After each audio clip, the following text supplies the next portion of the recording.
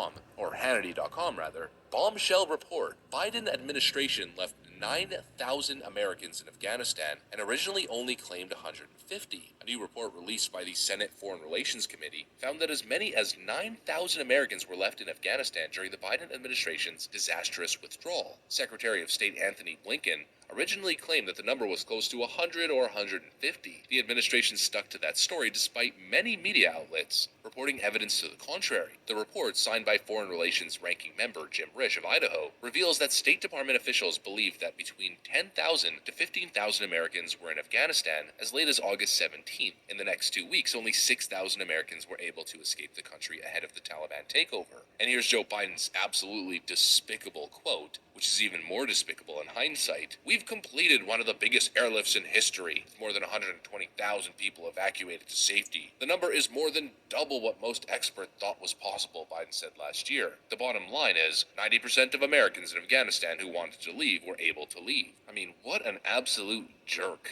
And jerk's the only word that I'm really able to use on this platform. I'd really like to call him something else, claiming some sort of massive victory for the United States and its people, as he left more than half of them, 9,000 people is the current estimate, stranded in Afghanistan, which has become a literal terrorist state, ran and controlled by the Taliban. That's not normal. That's not presidential behavior. That is despicable and reprehensible. Could you imagine being a stranded American in Afghanistan? Your entire family stranded, you know tons of people are stuck. You understand the current situation because you're living it, and then you tune in on the internet and you see Joe Biden taking a victory lap. I mean, could you imagine how beyond frustrated you would be? An absolute denial of reality. But not only that, not only lies, not only propaganda, but a continued betrayal of the American people. As Commander-in-Chief, just like that one foreign contractor literally said, as he was flying in migrants illegally, that this current administration was betraying American citizens. Well, it's been a constant betrayal, one after another, a complete disregard for American lives, all at the expense of saving face and trying to turn the news cycle in your favor. Like I told you guys, the word jerk is not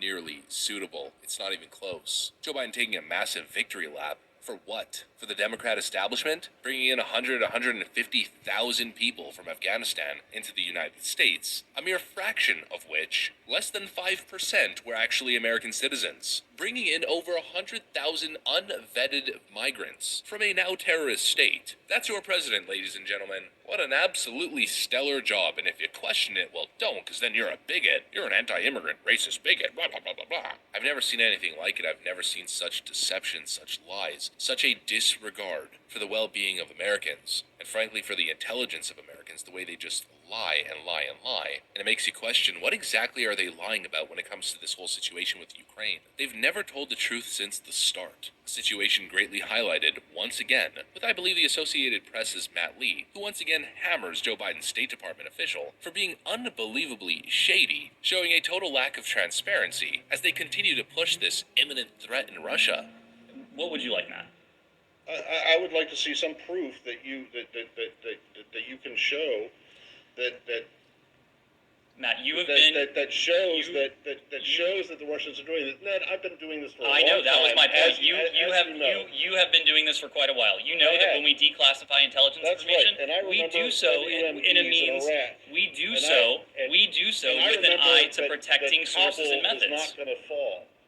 I remember a lot of things. So where is the declassified information other than you coming out here and saying,